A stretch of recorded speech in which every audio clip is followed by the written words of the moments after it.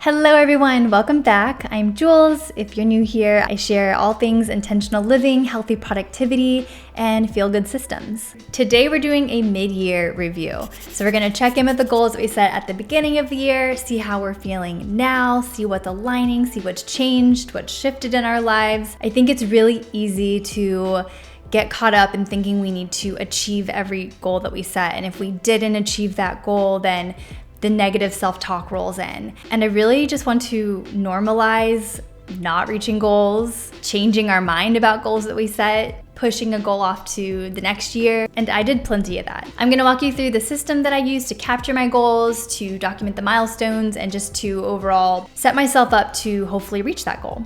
Something interesting, to prepare for this video, I went back and watched my video from this time last year. It was my mid-year reset video. And I looked at the goals that I was working towards in 2021. And it's really, really interesting to see how so much has shifted then versus now. A couple of the goals that I set last year are no longer even a part of my life this year, which is so interesting to see how we transform and we evolve and we have different priorities and different values as time goes on. So while I'm gonna review the goals that I set in January of this year, I'm also gonna go back a little bit to 2021 to kind of show the comparison of how things change, and it's okay. Looking back in 2021, I reached a lot of the goals that I set, but there are a couple things that have changed in my life. I'll give you a specific example because I feel like I'm being really cryptic right now and I'm not trying to be. For example, one of my goals in 2021 that I discussed in my mid-year reset video of last year was to launch our app Truebelly. And Truebelly lasted a whopping 6 months before we decided to shut it down. And I want to talk about this because I think a lot of people are afraid to start new things or set certain goals because they're afraid of it not lasting forever.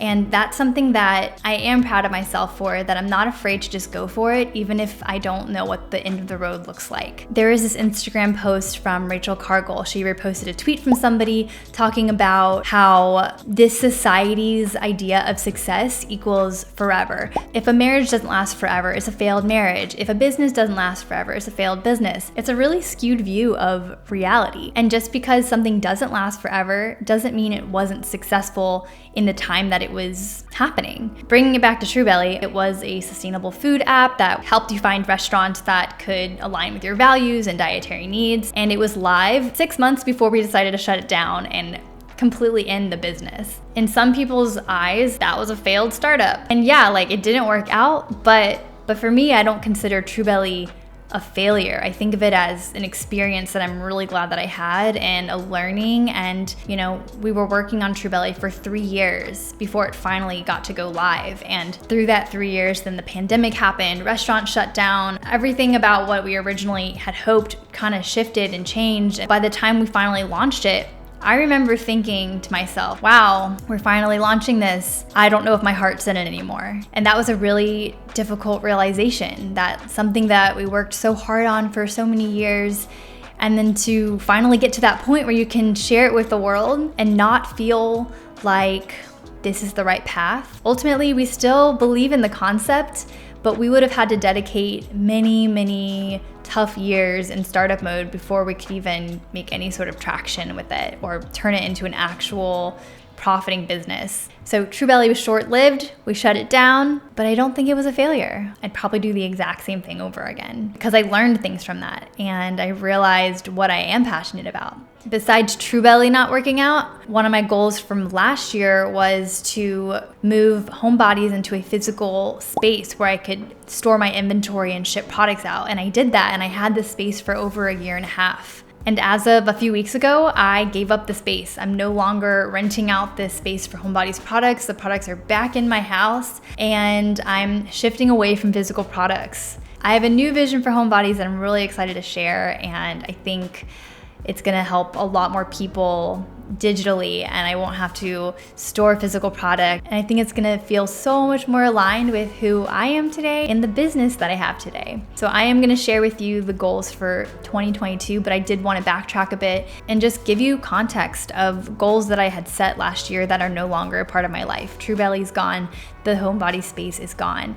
And those were all experiences that I'm really glad that I had, and I learned so much. So I'm curious, what would you try? What goal would you set? What would you go after if you weren't afraid of what happens at the end of the road? If it might only be for 6 months or a year or 5 years, what would you go after? What would you try? Let me know in the comments. Let's hop into my 2022 yearly plans and goals. Here we are. My word for this year is intuition. And so far, I feel like I've been channeling my intuition this year. I think I've been doing a good job at that. As I'm filming this, it's June 1st. This template is a part of my Design Your Year Notion pack. We launched it early this year, and it just makes me so happy to see you all using this template and loving it. I love when you share screenshots of your Notion dashboards. It makes me so happy. I love nerding out on it with you guys. If you want to grab this same template, I'll link it down below. It's called Design Your Year, and it's my favorite template I've made so far because it has definitely helped me with staying on track with my goals. A quick rundown of how this template is set up. I write my goals here. I categorize it by professional or personal.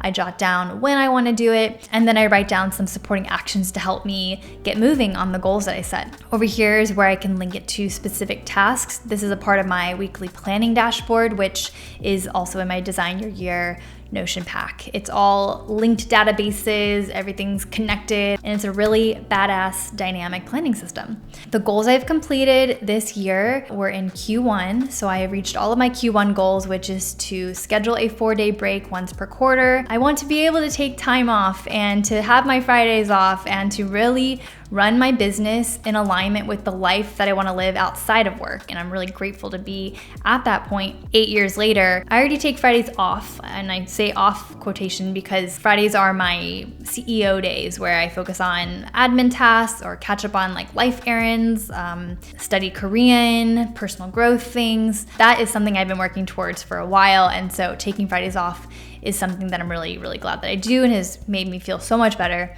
But in addition to that, I wanted to schedule a 4-day break once per quarter. So taking like a Friday through Monday off. Moving on.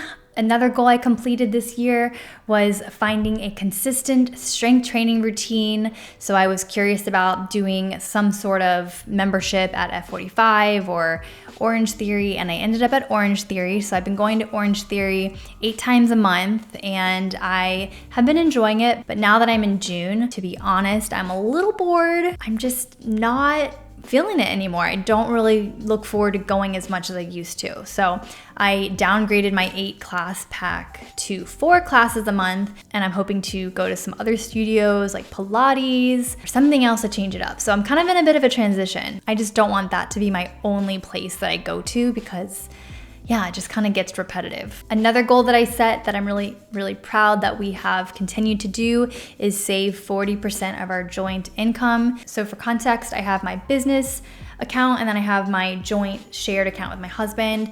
And then Andrew has his salary that goes into our joint account. And then I have my salary from my business that goes into our joint account.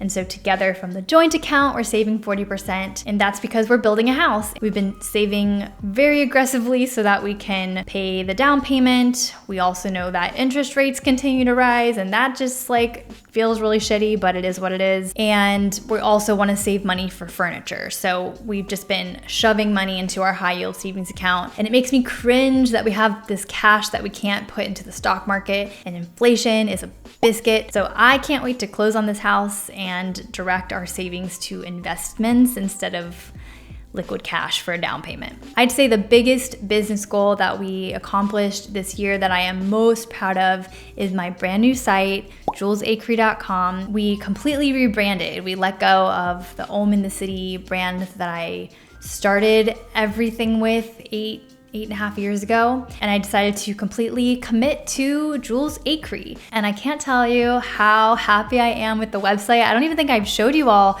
on YouTube. My website was designed by Mara Design Co., Jess and Harley. They were so lovely to work with. I highly recommend them. I think they are an incredible, stellar team, and now they are using Notion. When they worked on my site, they learned a lot about Notion and how I used it and inspired them to use it in their business, and it's just ripple effect, and I love it. I just love it. I love them. And so yeah, shout out to Jess and Harley. Thank you for designing the most beautiful site. Home in the City will always hold a special place in my heart, but I'm just no longer a gal handstanding all over New York City and snapping photos of my smoothie bowls.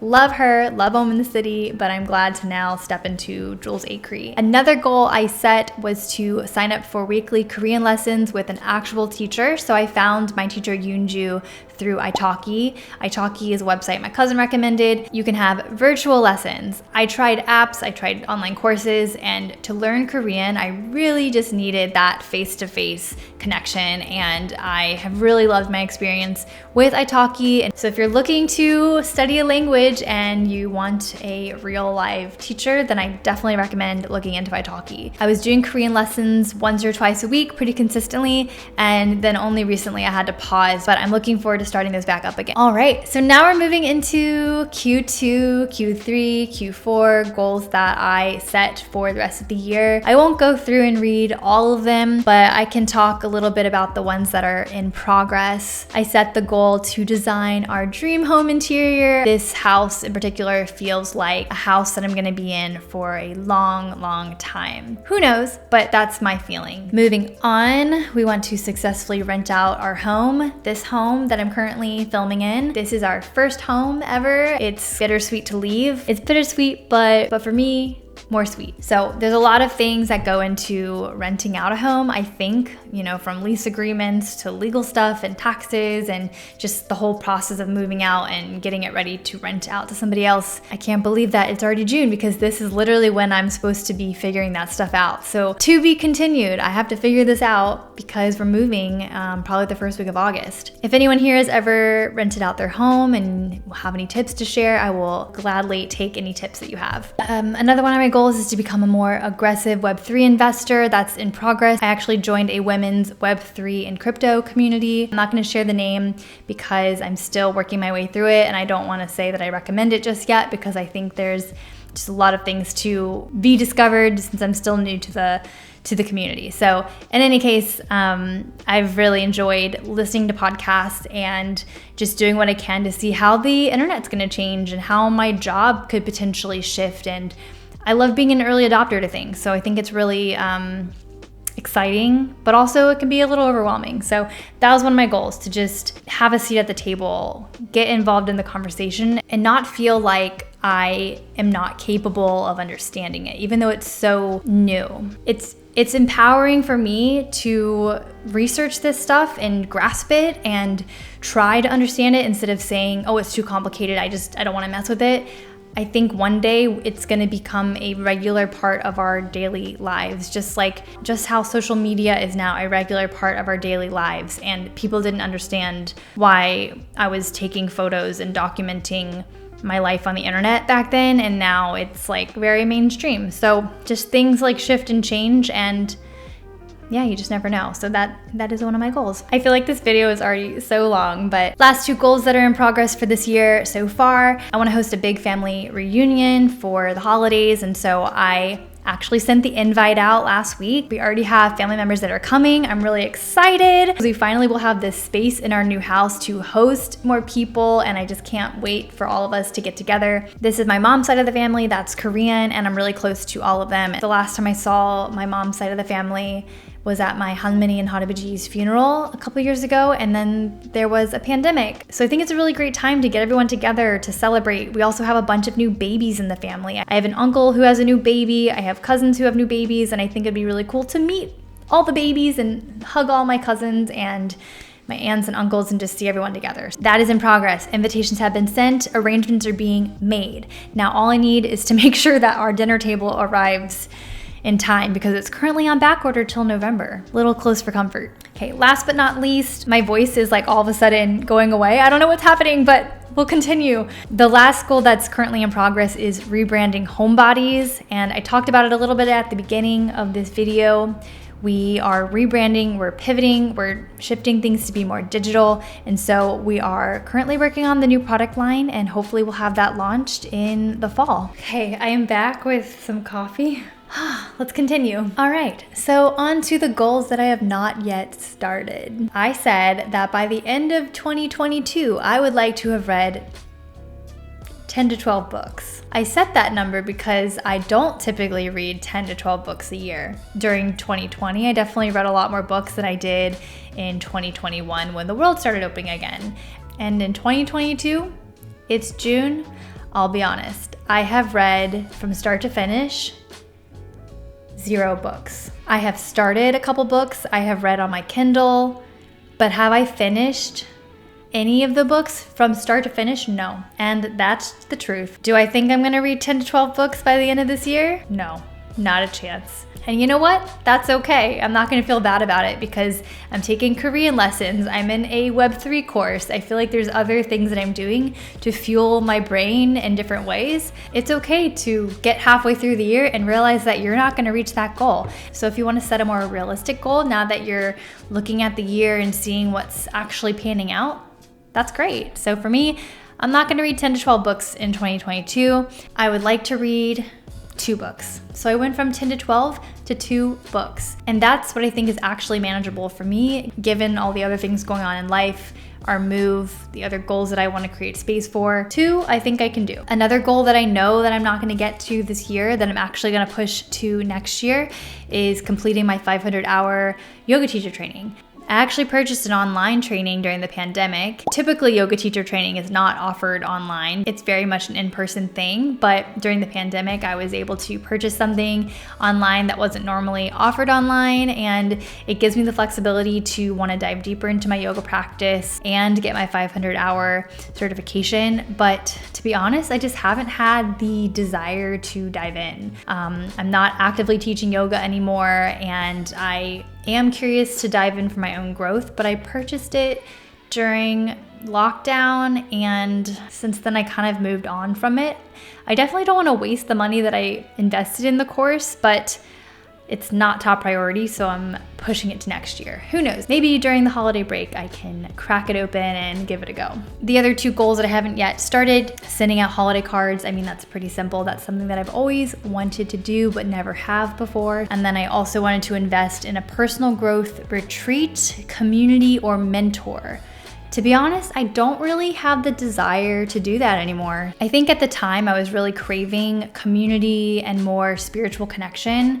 And now that I am halfway through the year, I feel like my friends really do pull that out in me. And I feel like I have such a great group of people that I'm surrounded by. So I don't really feel the pull anymore to seek a community or a mentor. Maybe that'll change in the future, but I'm not really interested in achieving that goal anymore. All right, so that's my mid-year review. That's where I'm at. This is where I'm heading. Something I would like to preface is that these are my personal and professional goals, but I do still have a roadmap and like team goals. So goals that we're working towards as a team, such as launching a new product or launching Homebodies is on there. But that would be a very long video if I open that can of worms. On another note, we are working on a new template for you all that's specifically for teams and small businesses and creators. So if you have any template requests, or if you had a magic wand and you could have me create any sort of template for you to use